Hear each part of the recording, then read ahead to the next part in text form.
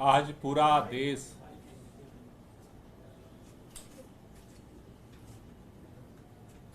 जिस बात का इंतजार कर रहा था,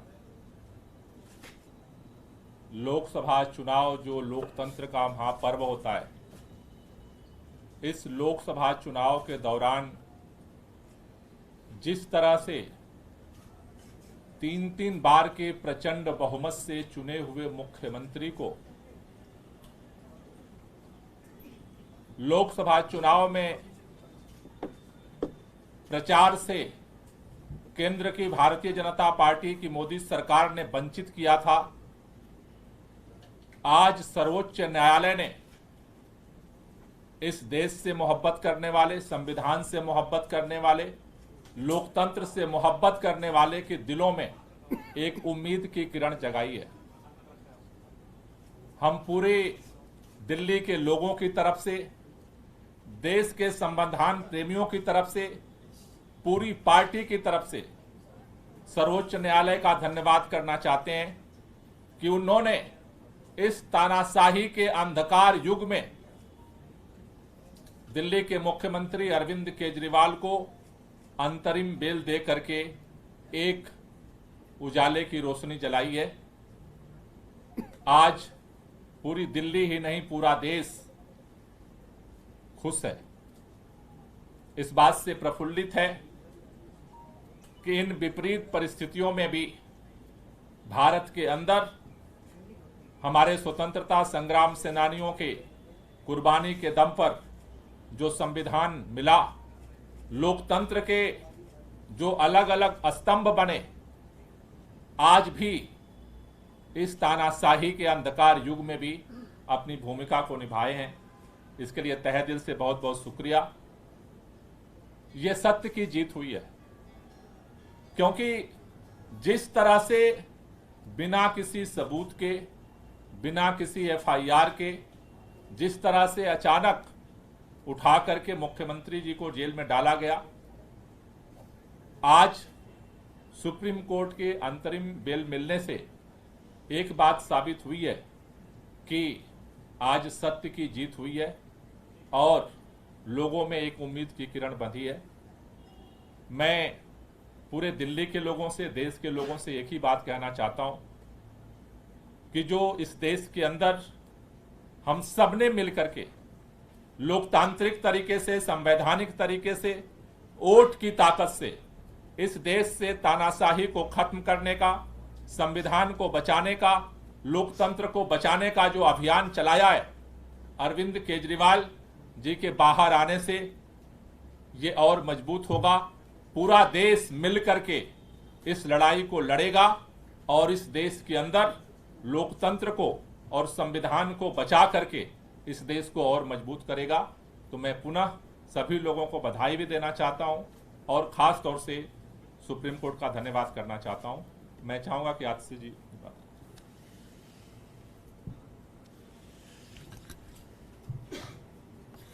आज जो सुप्रीम कोर्ट का फैसला आया है, इस फैसले से सिर्फ अरविंद केजरीवाल जी को अंतरिम जमानत नहीं मिली, इस फैसले से सत्य की विजय हुई है, इस फैसले से लोकतंत्र की विजय हुई है, इस फैसले से देश के संविधान की विजय हुई है।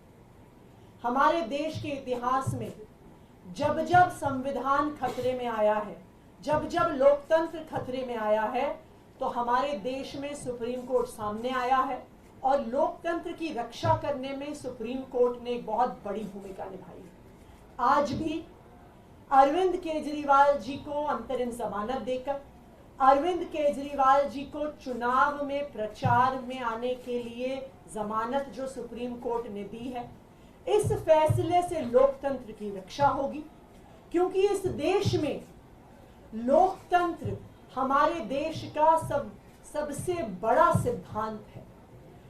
लोकतंत्र में चुनाव, फ्री एंड फेयर इलेक्शंस हमारे संविधान की नींव है कि हर व्यक्ति को बराबरी का अधिकार है चुनने का। आज इस देश में एक तानाशाही की सरकार है, एक सरकार जो विपक्ष को खत्म करने की कोशिश कर रही है, एक सरकार जो लोकतंत्र को खत्म करने की कोशिश कर रही है और एक सरकार जो आज देश के संविधान को खत्म करने की कोशिश कर रही है। लेकिन इस तानाशाही का अंत होगा और 2024 के ही इस चुनाव में होगा। और मैं एक बार फिर सुप्रीम कोर्ट का धन्यवाद करना चाहती हूं सामने आकर लोकतंत्र को बचाने के लिए। और मैं इस देश के लोगों से अपील करना चाहती हूं कि इस देश को अपने लोकतंत्र को और अपने संविधान को बचाने के लिए ये आखिरी मौका है। इसलिए हम सब की जिम्मेदारी है कि हम सबको मिलकर अपनी वोट की ताकत से इस तानाशाही को खत्म करना है। धन्यवाद।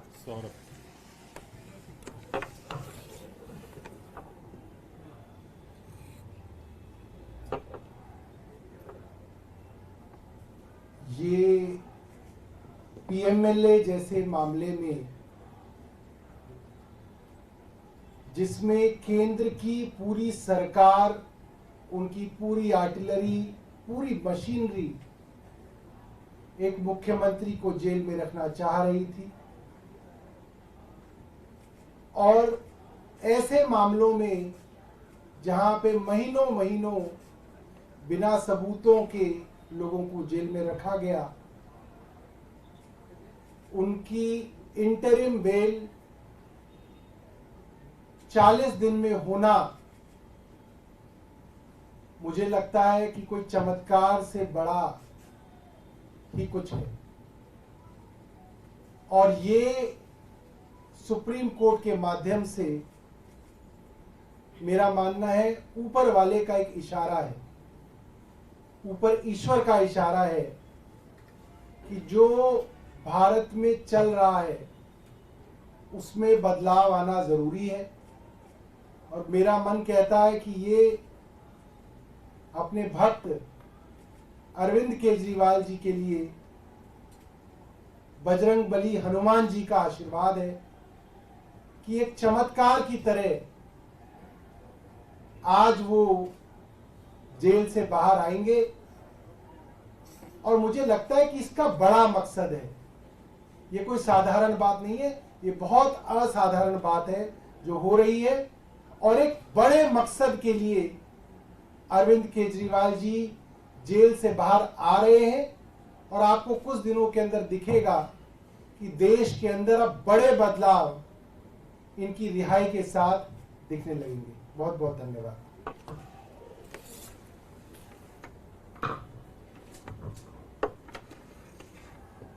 We are extremely grateful to the Supreme Court for upholding the democracy in the country today.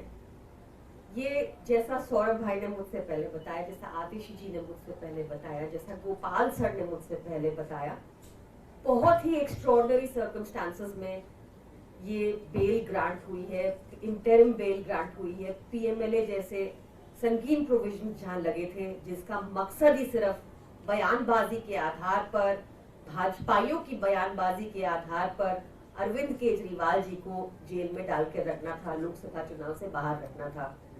Like Atish ji said before me, ये लास्ट मौका है to save democracy, and we call upon the citizens, we call upon the media, we call upon all of you to ensure कि हम भी इस बार democracy को upheld करें और लगातार देश में, इंडिया में डेमोक्रेसी बनी रहे, इसका पूरा प्रयास करें। Thank you.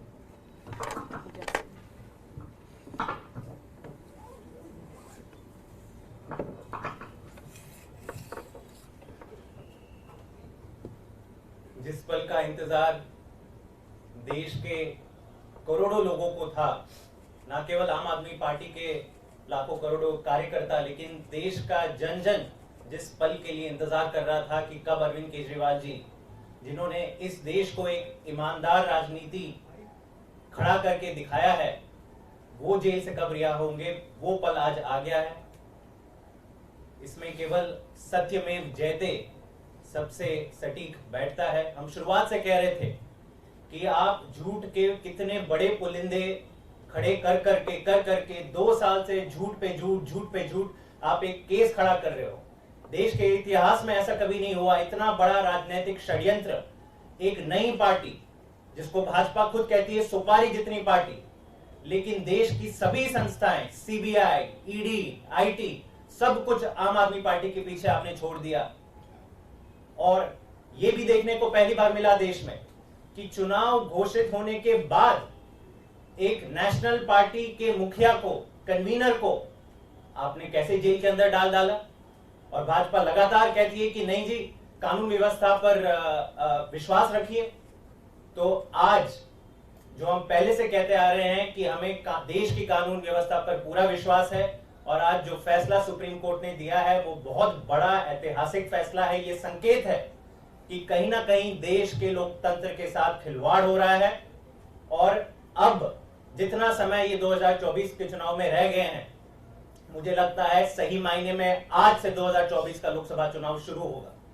और देश की जनता, जहां आम आदमी पार्टी भी नहीं खड़ी रह रही है लेकिन इंडिया गठबंधन का प्रत्याशी खड़ा हो रहा है, देश की जनता अब जाग जाएगी और इंडिया गठबंधन को विजयी बनाएगी। बहुत बहुत